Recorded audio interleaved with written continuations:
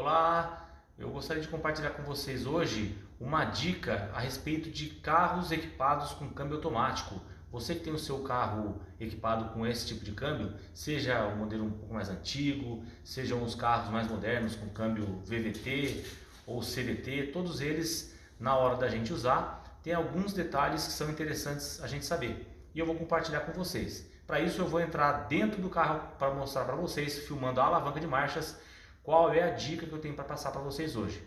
Bora lá para dentro do carro? Muito bem, eu estou aqui dentro do meu veículo, meu próprio carro. Estou filmando aqui para vocês a alavanca de marchas sequencial desse câmbio automático. Qual é a dica que eu quero passar para vocês?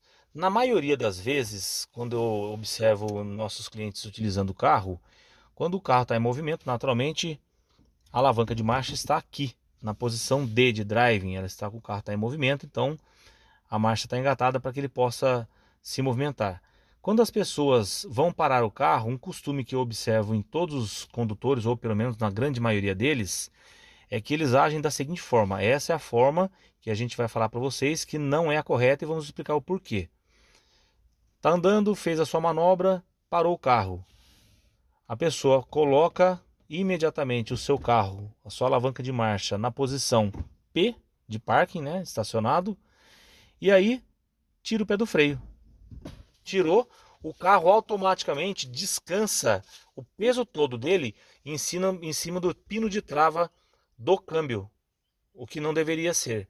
Aí somente após travar o carro no pino da alavanca de marcha que a pessoa vem e aciona o freio de mão. Quando ela vai sair novamente, qual é o procedimento?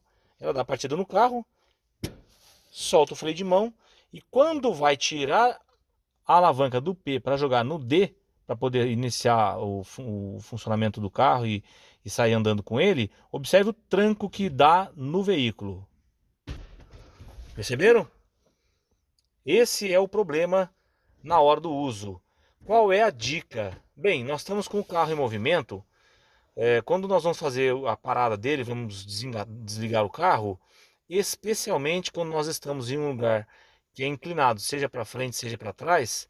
Primeiro passo, coloca no neutro, puxa o freio de mão, tira o pé do freio, deixa o carro descansar no freio de mão. É para isso que ele existe. Para freio, chama-se freio de estacionamento, né? O freio de mão. Então é para que o carro fique travado quando ele está sem uso, quando ele está estacionado. Somente após puxar o freio de mão e tirar o pé do pedal de freios, aí sim você coloca a alavanca na posição de P, posição de parking, posição de estacionamento, ok? Aí, quando nós fazemos dessa forma, observe que a hora que eu retirar a alavanca do P, já não vai mais dar aquele tranco, vai ser suave, ó. Tá vendo? Se torna bem mais confortável e mais prático para a gente fazer o manuseio. Aí pode engatar ré, pode engatar o D de drive para poder andar para frente e assim sucessivamente, tá ok? Agora eu vou explicar para vocês o porquê que nós estamos dando essa dica. Bem, isso que a gente explicou para vocês, a maneira correta e a maneira errada que as pessoas param os seus veículos com câmbio automático, a gente diz isso porque quando você coloca na posição de P, a posição de estacionamento, e que descansa todo o peso do carro em cima do pino de trava do câmbio, você pode, com o passar do tempo, vir a danificar esse sistema. Nos carros mais novos, nós temos dois sensores. Nós temos um sensor na alavanca de marcha e um sensor lá no câmbio. O sensor da alavanca indica qual é a posição que a alavanca se encontra naquele momento. Essa informação é cruzada com a informação do câmbio. O câmbio, o sensor lá dele, vai informar qual é a situação que está engatada. Se é ré, se é neutro, se é o drive, né, para poder dirigir, ou se é o P, de estacionamento, de parking. Essa posição, que é gerada pelo sinal lá no câmbio, tem que bater com a informação que é enviada pela alavanca de marcha. Algumas pessoas não sabem, né? Pensam que o câmbio fica imediatamente embaixo da alavanca de marcha. Mas na verdade o câmbio ele fica localizado no cofre do motor. Então é uma distância longa, cerca de 1,20 m, 1,30 m, da alavanca até o câmbio. A conexão entre eles, o que faz o acionamento da alavanca para o câmbio, é um cabo de aço porém nas extremidades os terminais são de plástico. Conforme o tempo que você vai utilizando, se você não utilizar da forma correta, a hora que você puxa, que dá pesado, né, que está pendurado o carro em cima da trava do câmbio, você está gerando um desgaste nesse material plástico. Com o tempo ele pode vir a se romper e aí a alavanca fica boba, você vai precisar acionar uma oficina para fazer a troca do cabo, ou pode acontecer dela se desgastar e haver um prolongamento do cabo. Se isso acontecer, nos carros que têm sensores na alavanca e no câmbio, vai haver uma desconexão entre eles, uma falha na comunicação, porque a alavanca vai estar informando uma posição e o câmbio vai estar percebendo outra posição engatada dentro dele. Então essa informação que não corresponde vai gerar um código de defeito e aí vai ter que ser levado o carro para uma manutenção corretiva, ok? Então lembrando, sempre que for utilizar o carro para fazer a sua parada, pôr no neutro, puxa o freio de mão.